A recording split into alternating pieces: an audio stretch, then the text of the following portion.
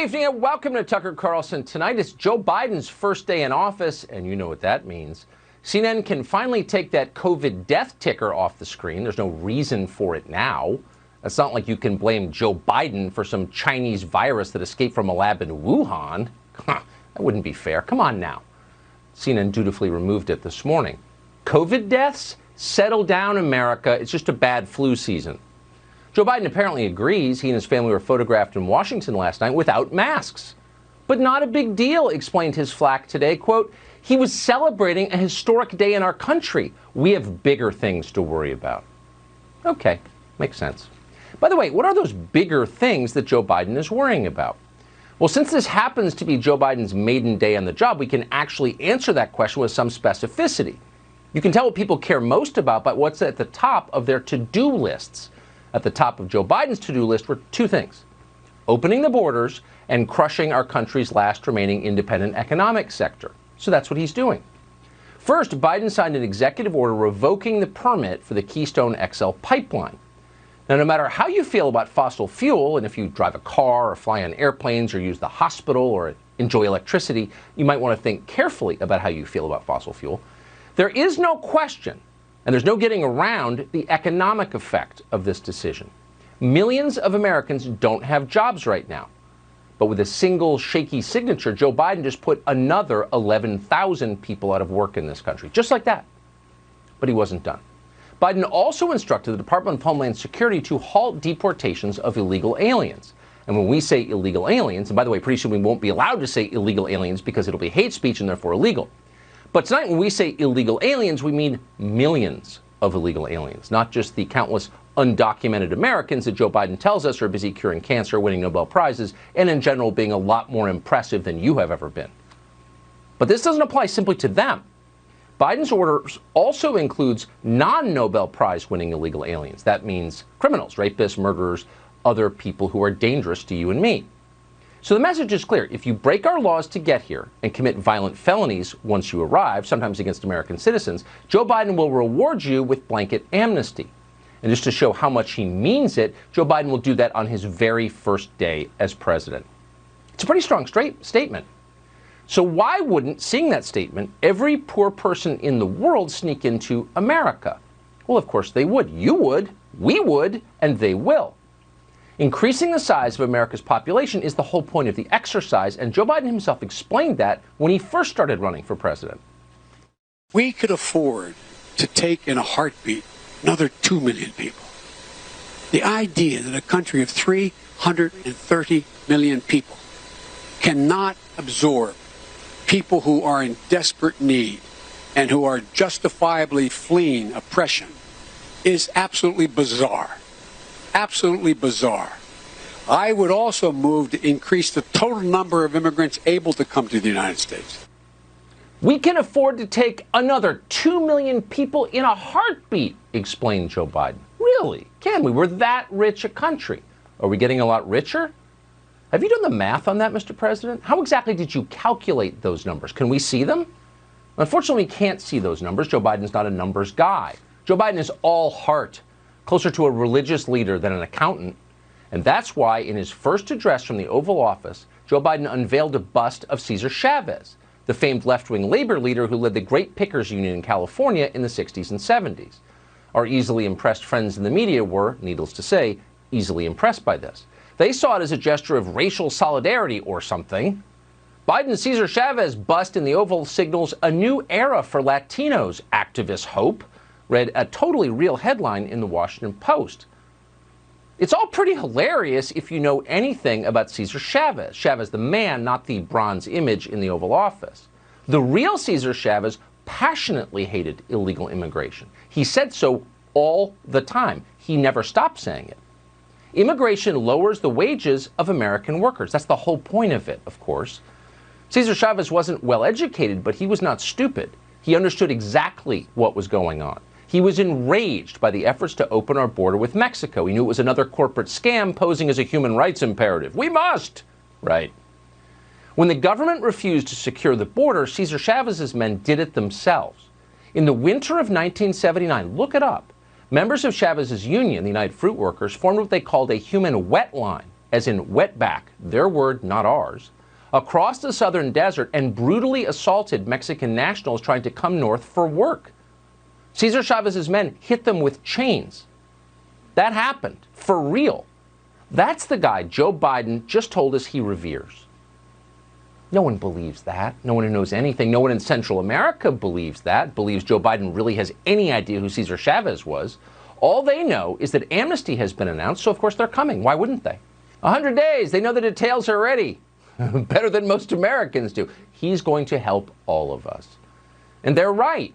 All of us includes people like Luciano Dominguez Trejo. He was arrested in this country for sexually assaulting a minor. Thanks to Joe Biden, he gets to stay here. So does Juan Hernandez Rodriguez. Rodriguez is a self-described gang member with convictions for felony grand theft and burglary. He's been ordered removed from this country 5 separate times, but he's still here. Now he's staying. So is Atancio Areno Gutierrez, another convicted gang member, convicted of felony burglary. Also Luis Rodriguez Jacobo, convicted of manslaughter.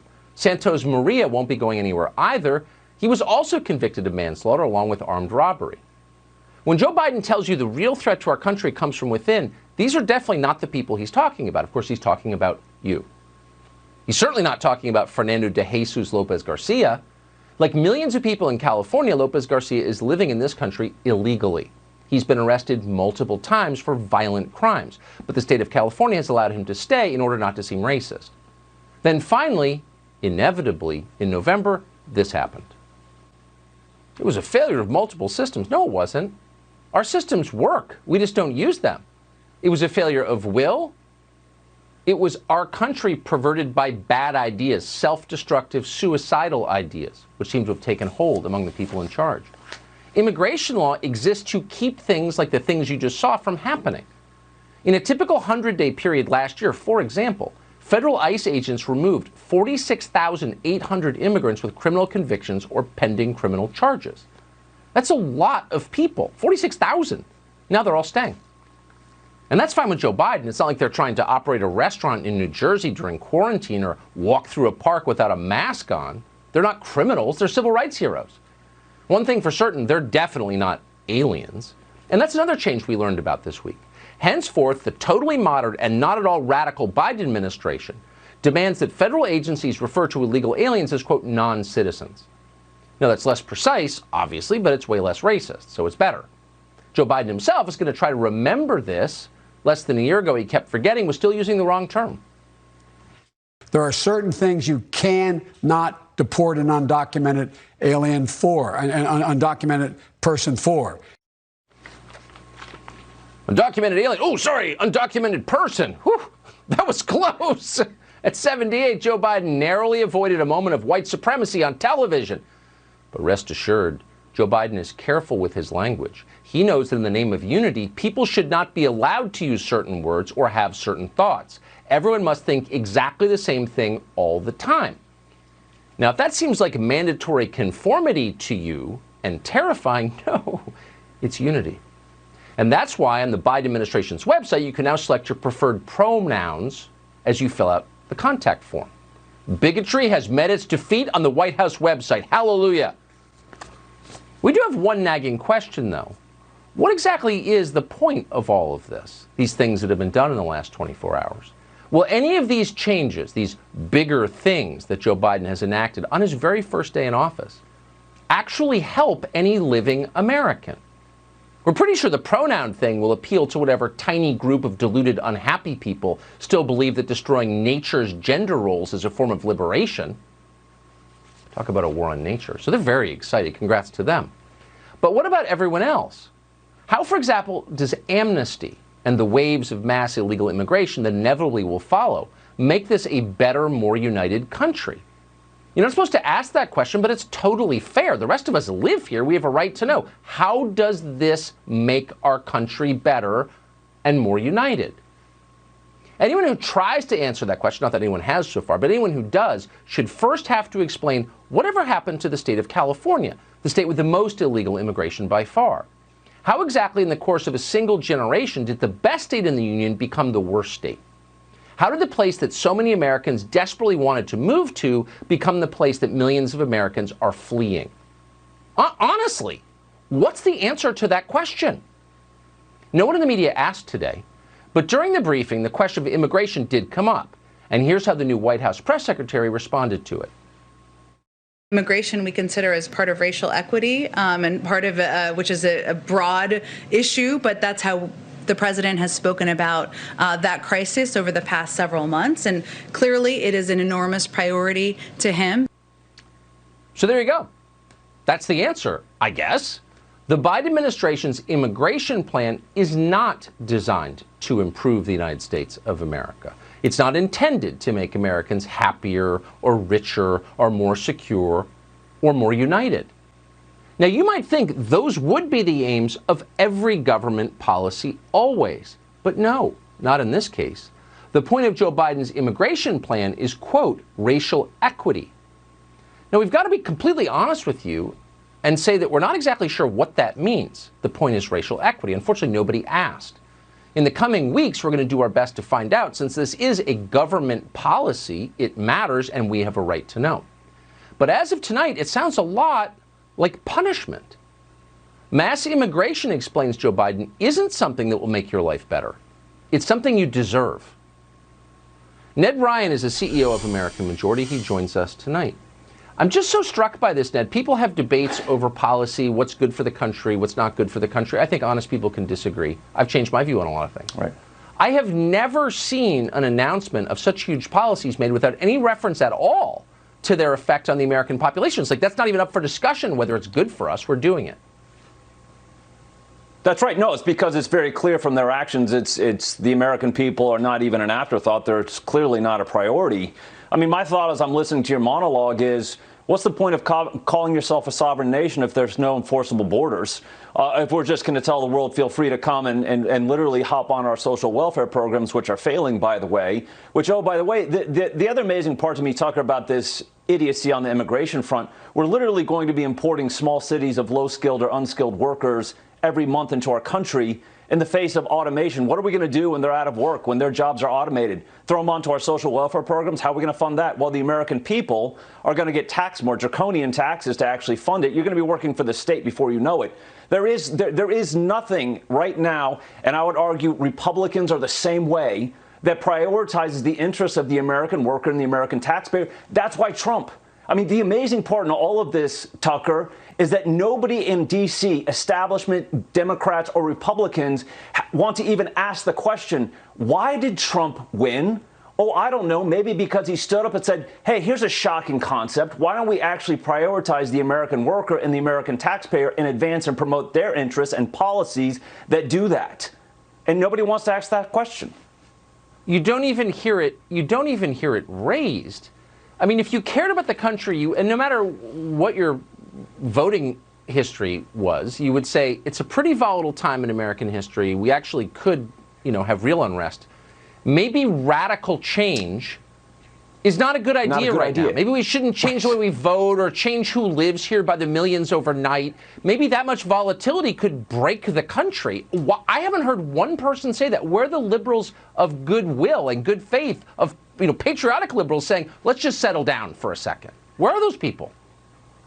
Do they still exist? I mean, serious question, Tucker. I'm not sure that they actually exist anymore, as the left has completely taken over the Democratic Party. I mean, you made an interesting point. The fact that Biden made immigration, killing the Keystone Pipeline, removing the Mexico City language that now uses taxpayer dollars to fund overseas abortions, and, oh, by the way, an executive order for biological males to go and play on girls' teams and be in their locker rooms, shows his priorities. None of those have anything to do with any of the Americans' priorities in regards to actually how do we get back to work, how do we stop these stupid lockdowns, how do we go back to normal.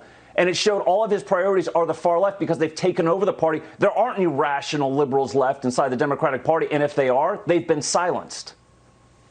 I don't think there's a single survey you can find, a real one, that shows any of those issues on the top 10 list for anybody. For anybody. No. Only the super unhappy activist groups whose lives depend on pushing for some new and exotic attack on nature are in politics, I'd say.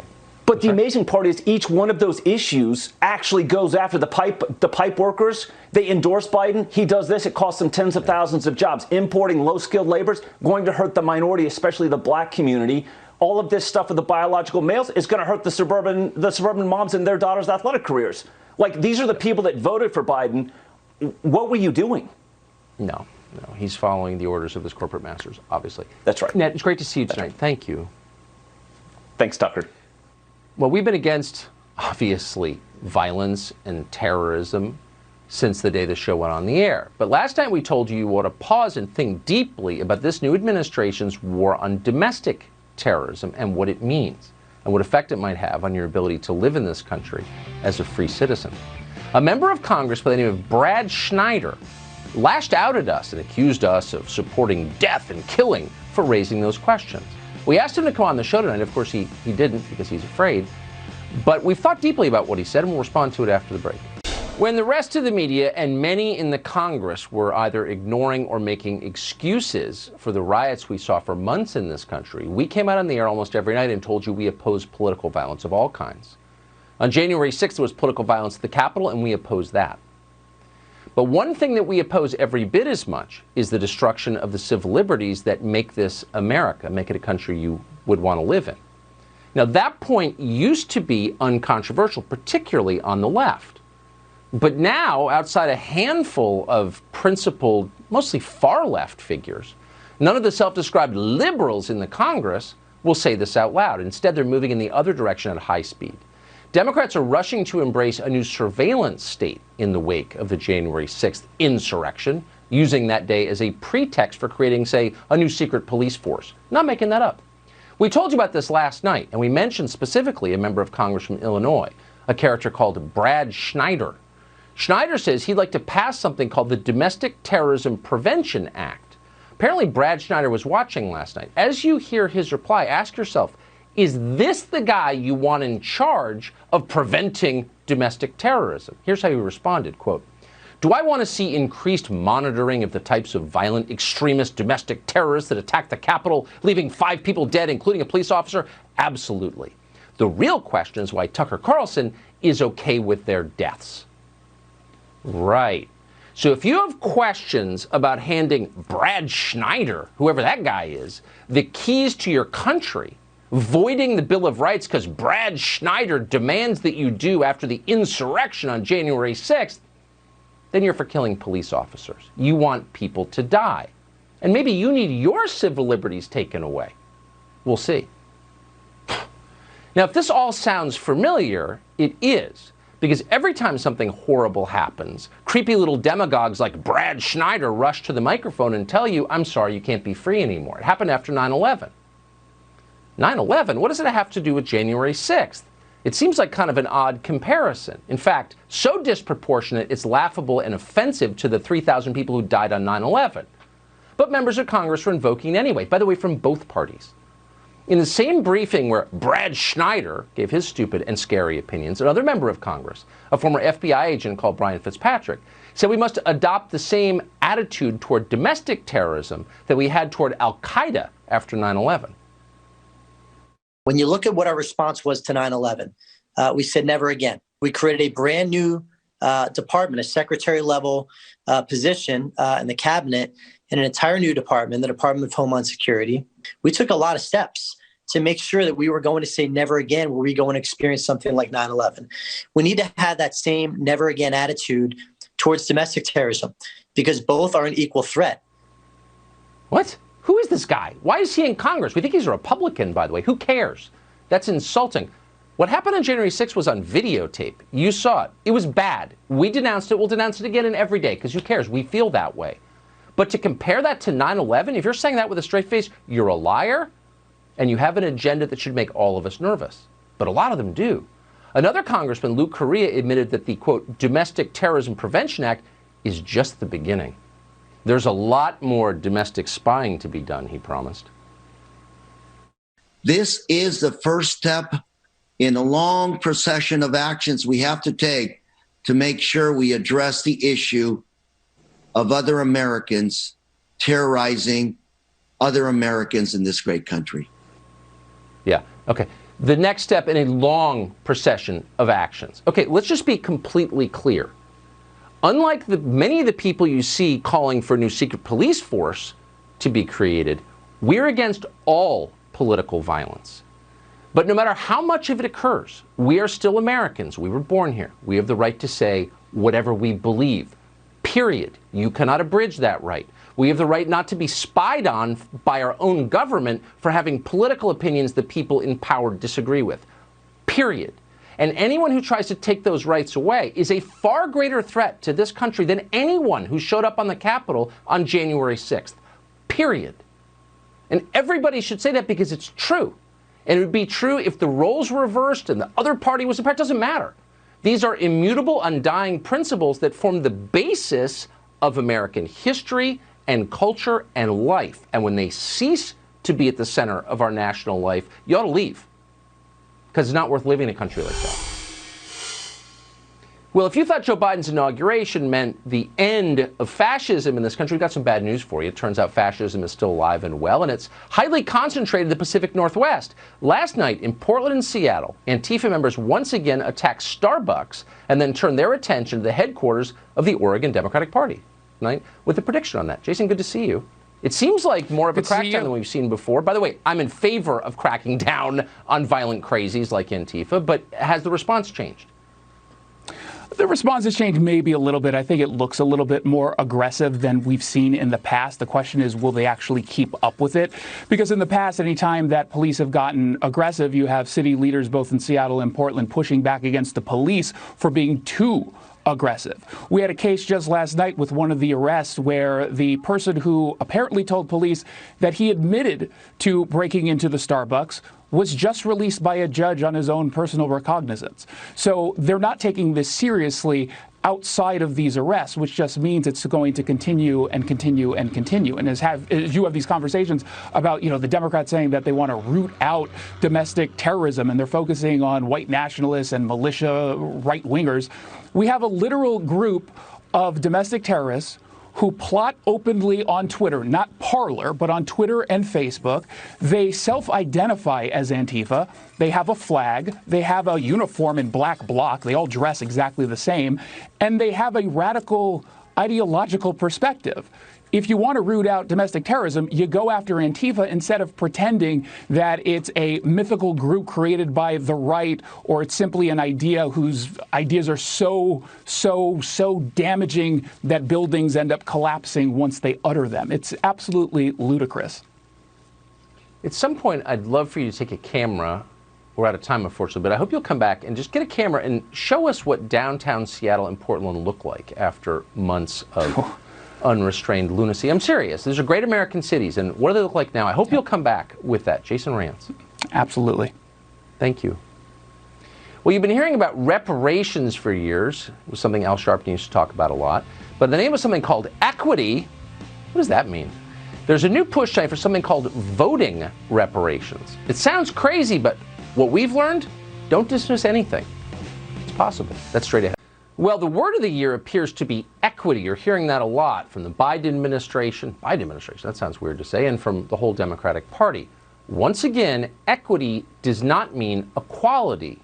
All Americans, maybe a few demented people aren't, but most Americans are totally for equality because God created us all, therefore we're inherently equal. Equity is very different. Equity is a pretext for racial discrimination.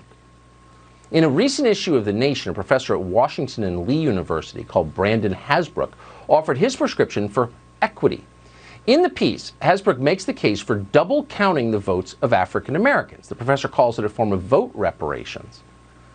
Horace Cooper is the co-chairman of Project 21. He joins us to assess this. Horace, thanks so much for coming on. On some level, I feel a little guilty even mentioning this because it's such a poisonous and divisive idea that you don't even want to amplify it. On the other hand, you think, well, the things that we ignored in the past suddenly became federal law, so maybe it's worth explaining it before that happens. What do you think of this? Oh, I agree with you 100%. In fact, I would never have even written about this in National Review if I had seen other people come out and condemn this. Right, this right. is really insidious. This, however, is what we get when we have not allowed the kind of criticism that needs to occur for all of those voices, not just Professor Hasbrook's, but I'm talking about the Biden administration. I'm talking about prominent progressives who have been saying over and over again that America is more racist or as racist as it has ever been, and denying any progress. It does seem, though, and call me naive, but I actually loved the sentence in Joe Biden's inaugural yesterday when he said, it's about unity. It's about bringing the country together, remembering that we're all in this together. I couldn't love that more. But I can't think of anything that is more divisive than the idea that some people get an extra vote. Like, isn't it obvious that people proposing this, that would divide the country irreparably? I think it is obvious, but here's the question I want to ask. Like those old segregationists of yore, some of them went around saying they wanted to keep us separate because it was good for us. They were actually trying to help us. Others did it because they thought it was politically salient to do it. Here's my question. Are those advocates today doing this division on the basis of race because it's politically salient, it will empower them? Or are they genuinely people who believe that we need to separate ourselves and organize ourselves primarily on the basis of race? Either way, it's evil, and either way, it deserves condemnation. I agree with that. Just say it out loud. Horace, it's great to see you tonight. Thank you. Thank you. One of the reasons that people don't denounce ideas like the one you just heard is because they don't want to talk about race. Normal people don't want to talk about race all the time. We certainly don't. It's so ugly. And like, what's the point? You'd rather talk about things that you can change. No one can change his or her race. So like, why are we obsessed with it? But they keep throwing it in the face of the country, so it's kind of impossible to avoid it. In 24 hours, Biden has hit that topic in 100 different ways. He just rescinded an executive order from the previous administration that barred training sessions in the federal government that amounted to racial attacks on government employees. Now, in the past, Joe Biden, who may not know the difference, by the way, he's pretty out of it, has said these sessions are nothing more than racial sensitivity training, right? The fact is that there is racial insensitivity. People have to be made aware of what other people feel like, what insults them, what is demeaning to them. It's important that people know they don't want to. Many people don't want to hurt other people's feelings, but it makes a big difference. Of course, that's the opposite of the truth. He's not upholding racial sensitivity. No normal person is against racial sensitivity or sensitivity of any kind. Being sensitive is essential if you want to get along with other people. These are racial attacks, flat out, attacking people for the way they were born. The executive order the Biden administration just undid blocked taxpayer dollars from going to the lunatics who do this, who teach that the U.S. is an inherently racist or evil country, or that any race is inherently evil or racist. Because that's just a lie, and nothing hurts this country more. They should stop this stuff. Chris Rufo is with the Discovery Institute. He's a contributing editor at City Journal. He's announced a new coalition of lawyers that will fight this stuff in court because it is going to wreck the country if we don't pull back. He joins us tonight. Chris, thanks so much for coming on. I appreciate it. So tell us, you've been on a number of times to explain what's happening in the federal bureaucracy, where people are told they have to sit there and get attacked because of the way they look. Tell us how you're going to try and end this appalling, un-American, federally subsidized exercise in race hate. Well, as soon as Joe Biden won the election for President of the United States, I knew that he was going to scrap this executive order that he had worked on.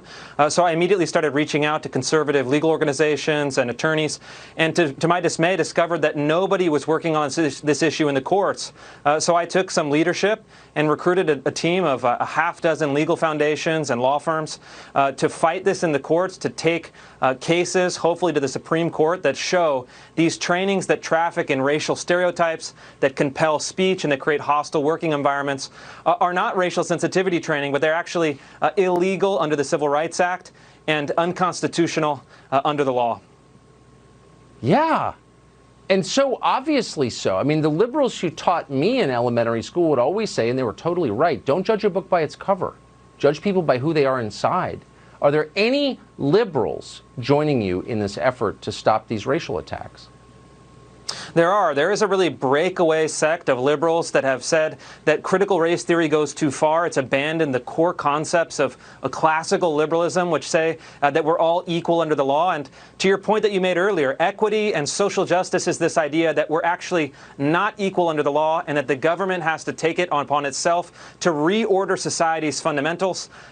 That's antithetical to everything that we believe in. That's antithetical to our entire history of progress. And sadly, the people who call themselves progressives fail to recognize any progress in the past, and they fail to take any action that could make progress in the future. I agree. You can't have a country under these terms. It won't work. Chris Rufo, thank you. Well, the Chinese Communist Party was, of course, thrilled to learn the U.S. is rejoining the World Health Organization, but they weren't the only ones. Tony Fauci is very excited. Dr. Fauci! We'll tell you why next. Tony Fauci, who is a doctor and authoritative and not at all over his head and making it up as he goes along, announced today that he is thrilled our country's rejoining the World Health Organization. We owe the World Health Organization a deep debt of gratitude, he says. I join my fellow representatives in thanking the World Health Organization for its role in leading the global public health response to this pandemic. And as such, I am honored to announce that the United States will remain a member of the World Health Organization. Yesterday, President Biden signed letters retracting the previous administration's announcement to withdraw from the organization. Pretty amazing statement given all we know about the World Health Organization. Lonnie Chen is a fellow at the Hoover Institution and joins us tonight. Lonnie, thanks so much for coming on. I mean, just lay this out for us, if you would, crisply. The World Health Organization has led the fight against COVID. Is that true? It's absolutely not true. In fact, they actively fought against the world knowing what China was doing early on. They actually colluded with the Chinese to claim that COVID could not be transmitted from human being to human being. Then they went and said China was doing a great job trying to contain the virus when, in fact, the virus had already left and infected 100,000 people in the region. And then subsequently, they continued to lavish praise on Chinese leader Xi Jinping about China's COVID response. So no, the WHO has done nothing but fail again and again. And now American taxpayers should be upset that $400 million a year are going to the WHO without any accountability from the organization whatsoever. So you know that. You're an expert. I know that. I'm just a talk show host who reads the news. Dr. Fauci must know that since it's his job. So why do you think he would say something like this? Well, he also, by the way, lavished personal praise on Tedros, the leader of the WHO, yes, who, by the way, is the individual that's the most corrupt in the middle of all of this. So, you know, look, there's this public health cabal out there that I guess folks are part of. They feel the need to cater to this group of people. But the reality is we should be focused on solving the problems created by COVID-19, not joining the WHO and trying to cover up the problems that this organization created. So I don't know why he did this, but this to me should make every American taxpayer upset. I mean, especially since we really kind of need to trust our public health authorities. This does not inspire trust. This makes me not trust anything they say, which is very bad, isn't it? Well, that's precisely the problem, is that the public health authorities should be the one giving us guidance on the best things we can do to defeat this virus. But instead of creating trust, all they do is create anger because of the hypocrisy that comes from the kinds of edicts that get issued by these very authorities. So yes, this is absolutely a huge problem, Tucker. That's so nicely put. Lonnie Chen, appreciate your coming on tonight. Good to see you. Thank you. Thank you. Simon & Schuster, one of the biggest publishers in the world, decided to censor Josh Hawley's book earlier this month because they didn't like his politics. There's been a major development in that appalling story and a win for free speech. Senator Hawley joins us after the break to explain what happened.